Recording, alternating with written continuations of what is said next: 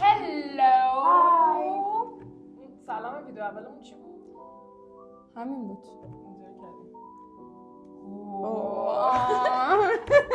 ما یکم تا جا بیافتیم حالا تو نگیریم. اون کای سم رفتیم کلن دودمامون رو به باد داد. خب تو این ویدیو اومدیم چیکار کنیم؟ ریاکت بدیم به آقای امیرحسین قیاسی. جذاب این هفته. فقط این هفته مونست؟ نه، هفته های متوالی. 3 ماهی هست با امیرحسین قیاسی دارم بالا میارم، یعنی چپ راست امیرحسین قیاسی. دوستان رها کنین، این مرد و آدمای دیگه هم هستن به نظر من. خیلی بانمکه. الان توی این ویدیو میفهمید من فنشم و سوگن فنش نیست. فنش نیستم، بعدم هم نمیاد ازش، ولی دیگه اوورش نکنیم دوستان. حالا آقای قیاسی دیگه یه کاری داره میکنه واسه خودش. ویدیوشو بذاریم. ما ویدیوشو پلی میکنیم بعد براتون میذاریم اونجا. اوکی؟ یعنی شما یه دختر در حال قهر رو اگر پیدا بکنید دایره لغاتش 3 کلمه است. اوکی؟ خوش بگذره، شب خوش. همین. اگه قبل شما مثلا یه مسئله مهمی رو یادتون رفته باشه میشه اوکی، حتما اون مسئله برات مهمتر بوده که اونو یادت مونده. خوش بگذره، شب خوش. 4 کلمه. اگه قبلش با هم یه بحث سنگینی کرده باشید، اعصاب خانومو خورد کرده باشید، میشه اوکی، سرم درد میکنه، میخوام بخوابم، خوش بگذره، شب خوش. 5 کلمه. اگه شما یه نفر رو فالو کرده باشید که نباید فالو میکردید، میشه اوکی، برو با همون روسپی ها، خوش بگذره، شب خوش. 4 کلمه. و مطابقاً 1 کلمه مفید اضافه شد، بیشتر از این دیگه نیست. الان دیگه واقعا از این آیتم من سرم درد گرفت. اوکی، شب خوش. خب الان مثلا این فاک. اوکی سوگن، شب خوش. سرم درد الان ساعت چنده؟ ساعت 5 و شب خوش. خیلی خوبه. دیالوگ داریم ما دخترها عزیزم. آره ولی این دیالوگ همه دخترها هست. اوکی من میپذیرم، ولی اوکی شب خوش نمیدونم فلان اون رو شب میگیم. نه من میگم اوکی وسط روز میگی شب خوش. آره دیگه انقدر تابلو نباش مونس جان. حداقل بگو ظهرت بخیر میخوام بخوابم. ازم میگی که تیتر دیگه که مثلا بفهمه که ناراحتی، چون نمیفهمن دیگه. ما حالت تهوع میگیره آقایون. الان آقایون بهشون برمیخوره. آقایون یکم خیلی هستن قبول دارن. ولی با آقایون باید خیلی رو در رو صحبت کنیم. میگه من از این موضوع ناراحت شدم فلان فلان فلان. اوکی ظهر بخیر شب بخیر اون برات مهمتره. اون طرف اصلا داره به بازی فیفاش فکر میکنه، اصلا درگیر این نیستش که تو الان داری میخوابی. تاش میگه الان چرا میخوابی، تو میگی سلام درد میکنه و میری میخوابی. یعنی احتمالی که دعوا رو بیشتر کنه خیلی بیشتره. هر چقدر امیرحسین قیاسی طرفدار جبهه خانماست، سوگند مولا جعفر طرفدار جبهه آقایون. منم داورم. طرفدار جبهه آقایون نیستن، دارم میگم ما خانم‌ها باید رویکردمون رو عوض کنیم. خیلی خوب. بعدی کراشتون کی بود؟ آنا درماس. به خاطر بازیش صرفا؟ بله. پس به خاطر چی؟ نه فقط یعنی عاشق بازیش هست. بله. فالوش هم داری؟ من دیدم که خب همکارمه. اتفاقا من این مشکل با خانمم هم داشتم سر آنا دیارماس. بله. چرا آنا درماس رو فقط فالو داری؟ گفتم خب همکارمه. گفت یعنی چی؟ گفتم خب همکارمه دیگه. حالا توی کشور دیگه است، توی کشور غریبه تفلک. آره خب همکارمه دیگه. چیه دیگه؟ قاعدتاً به هالیوود نخواهم رفت، نه به عنوان اعتراضا رام نمیدم چون زبانشون رو بلد نیستم. پس هالیوود نخواهم رفت، پس با هم دیگه هم همبازی نخواهیم شد، پس دلشوره‌ای هم تو نخواهی داشت. کما اینکه منو تو میشناسی خوب، من نگاه هم نگاه خدای نکرده مثلا بدی نیست، به عنوان یک بازیگر درجه 1 خیلی دوستش دارم. اگه باش حرف بزنی چی میگی بهش؟ استوری گذاشته بودم مثلا نوروز مبارک، هم مثلا براش زده بودم مینوشتم عیدت مبارک. رسیدم به استوری خانم درماس، چون اونا که عید نوروز که ندارن تفلکیه، عکس یه درخت خوشگل پر از شکوفه گذاشته بود. منم زدم عیدت مبارک آنم. جواب نداد؟ نه. یه بارم سر بازی ایران و قطر بود. چرا سر بازی ایران مقطع آیا دیار ما سر بزنی؟ آقا خب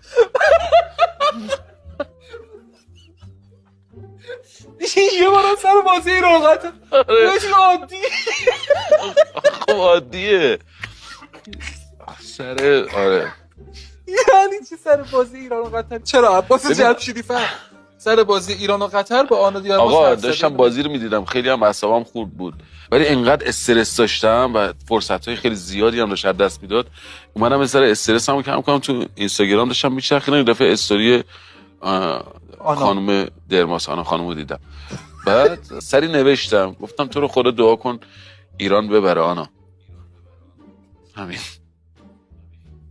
این آخرین دایرکتم بود بهشون ایشون نخوندن اصلا پیام شما نه دیگه خب فارسی هم نوشته بودم خب 3 تا فیلم آنا دیارباس رو بگو به خدا نمیدونم مگه نمیگه بازیشو دوست دارم چرا یه فیلمشو میدونم که کدوم نقشش برات خیلی موندگار شد تو ذهنت همون نقشی رو عکسم از میدونه. نه نمیدونه اصلا بازی فیلماشو ندیده فقط خودشو دوست داره. نه فکر کنم یه فیلمشو دیده.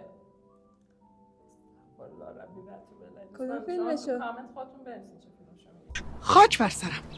کدوم فیلمشو؟ نمیدونم. من ندیدم. ببین من یه فیلم آخری ازش دیدم با جان ویک بود. مثلا سری بالرینا. فیلم آره خیلی قشنگ. خیلی دوستش داشتم. فالو کن به نظرم. خانم آنا رو. نه تو میتونی کیانا رو فالو کنی. اون که اصلا واقعا اصلا عشق منه. انسان خوبیه بعد دقیقاً. آره واقعا. ولی آقای جمشیدی فر برادر حداقل انگلیسی بنویس قربونت برم. حداقل نگو به خاطر بازیشه. هیچی نگو. بگو دوست داشتم فالو کنم. بگو دوست داشتم فالو کنم. جدی چرا سر بازی ایران و قطر بهش پیام دادی؟ اگه میبینی ویدیو ما رو یه چیزی بگو خواهش میکنم. یعنی میبینه ویدیو ما رو؟ ممکنه یه روز شاید الان نبینه ولی در آینده خواهید دید. مطمئنم می‌بینه. اینو. بابا این آنا دیارماس چی داره؟ یکی آنا دیارماس یکی سیدنی سوینی. دوستان پسرا تازه خوششون هم نمیاد جفتشون رو سیدنی جدا. سویدی دیدی اون صابونه رو چیز کرده؟ بله صابون آب همونش. یه روز میخوام به یه جایی برسم که صابون آب هموممو بفروشم و چند تا من نمیخرم. تو که نمیم بخری تو اگه میخریدی الان شک میگردن من نمیخرم. خیلی هم میخرم شما بخرین. آره. بعدی نکست. این آقا پسر گل شاه پسر شدن نماینده نسل زد برای آقای پزشکیان. ایشون نماینده نسل زد نماینده نسل زد حال بیشتر نماینده نسل وا ز دسته‌دار. چون نسل زد آخه این شکلی ببخشید اونایی که شما دنبالشونید که روشون اثر بذارید اصلا این شکلی نیستن. اصلا دنیاشون فرق میکنه، ادبیاتشون با این دوست عزیزمون فرق میکنه واقعا. یه سری تعاریفی دارن، یه کارایی میکنن. اونا مثلا گسلایت میکنن. این بنده خدا گسلایت نمیکنه، مشمول الذمه میشه. اونا مثلا فلکس میکنن اصطلاحاً. این تبرج میکنه. اونا موبان میکنن، این عده نگه میداره. اونا مثلا میگن ما فلانی ایزی گوینگه، این سهل و ممتنه. اونا مثلا پارتی میکنن، این صله رحم. خیلی با هم تفاوت داره این تعاریف. اصلا تو خود همین عکس شما نگاه بکنید، خود آقای پزشکیان نسل زدتره تا این بنده خدا. برای اولین بار آقای پزشکیان کت نداره. این بنده خدا کی کت میپوشه الان تو این سن، تو این هوا، تو این عکس؟ کت بومره. نماینده نسل زدم خواستید، من در خدمت شما هستم. من امروز کت پوشیدم. بومر نمیدونم چیه واقعا. بومره. ما چرا به عنوان نسل من جز نسل زدی قیاسی الان زده قیاسی نه قیاسی زد نیست ولی از ما زدتر بود. 77 78 به بعد زد حساب میشه. زد 2000 به بعد دیگه. دقیقاً ما 2000 ما 2000 ما لب زده. نه آره ما نمیگیم بومر چیه؟ آمیانه است به نسل بیبی بومر. در دوره بین سالهای 1946 تا 1964 به دنیا آمدن. قابل توجه زاد و ولد پس از جنگ جهانی دوم. بومر اینه، یعنی آدماییه که بین سال 1946 تا 1964 به دنیا آمدن. اونم به خاطر بعد جنگ جهانی به علت یعنی خیلی پیر، یعنی مثلا میگه این بومره، خیلی پیر بهش میخوره، یعنی قدیمیه.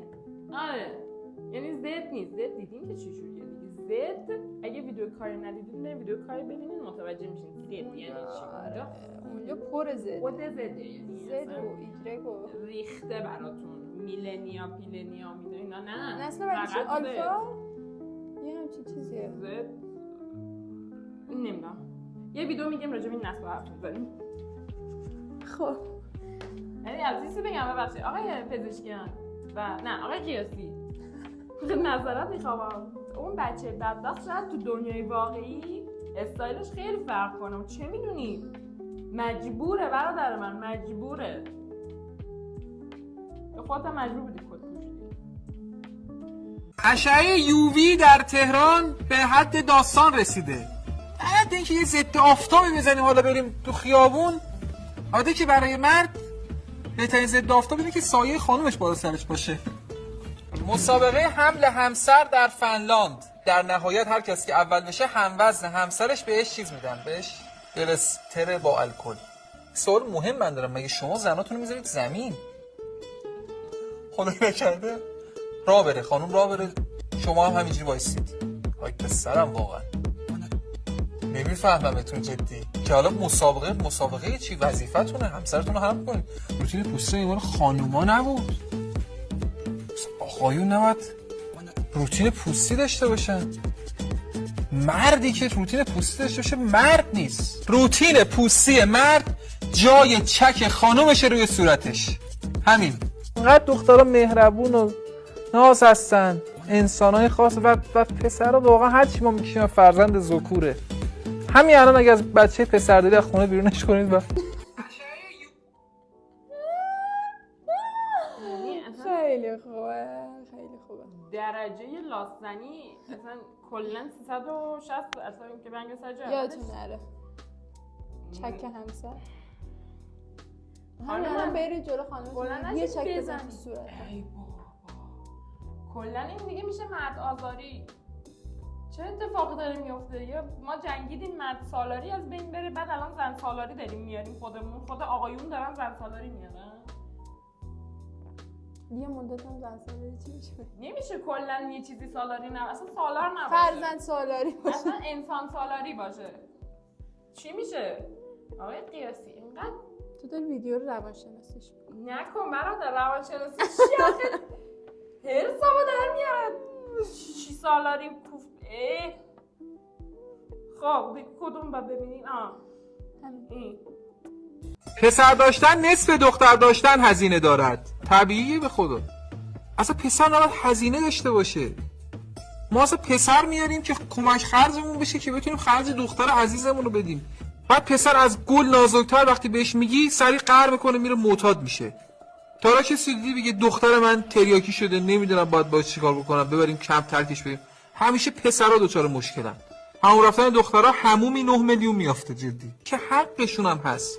میشه جونش. و همون رفتن پسرا یه دونه صابون میخواد، یه دونه شورت. اون شورت هم برای همه چی لیف و کیسه و سنگ پا و ماسک صورت و به جای همه چی از اون استفاده میکنه. واقعا پسر همین هزینه‌ای هم که داره زیاده. پسر هم اگر شد بچه اشکال نداره، فقط سالم باشه. واقعا سالم باشه که اگر خدای نکرده مشکلی برای دختر عزیزمون پیش اومد که یه چیزی احتیاج داشت به یه عضو بدنی چیزی، سریع از این بکنیم بریم تو یک مهمونی خانوادگی. همیشه همه شاکیان که شوهر عمم نمیدونم فلان شوخی بی‌مزه که کسی دیگه تا حالا بگه مثلا چرا شوخی زندایی میکنی؟ زندایی مثلا زیاد حرف، همه از زنداییشون راضی‌ان. پسر داشتن نیست. همینقدر باید این سخنان رو روی کتیبه نوشت و زد به دیوار. سخنانشو به نظرم بنویسیم بزنیم پشت. قطع همکاری من و مونس همکنون اتفاق افتاد. کی گفته؟ آقای قیاسی از زنداییاشون مردم راضی هست؟ زندایی‌ها طبق افاده دارن. البته زندایی‌ها میذارن سال کله منو اشکال نداره، ولی خداییش دیگه اینو خریدم، آیفون 16 خریدم، آیفون 18 خریدم، اینا ببین ژل زدم، اینجوری کردم. خدا نکنه بعد یکی دیگه از اعضای فامیل اومده باشه یه چیز بهتر خریده باشه، مثلا مرده واسه زنش. تمامه. اوکی شب بخیر عزیزم، رو مبل میخوابی اتفاق خواهد افتاد. بله. پس زندایی‌ها همچین چیزای جذابی نیستن. شاید هم داری تشبیه میزنی آقای قیاسی، من نمیگیرمش. منی که تجربه زندایی بد نداشتم. منم نداشتم.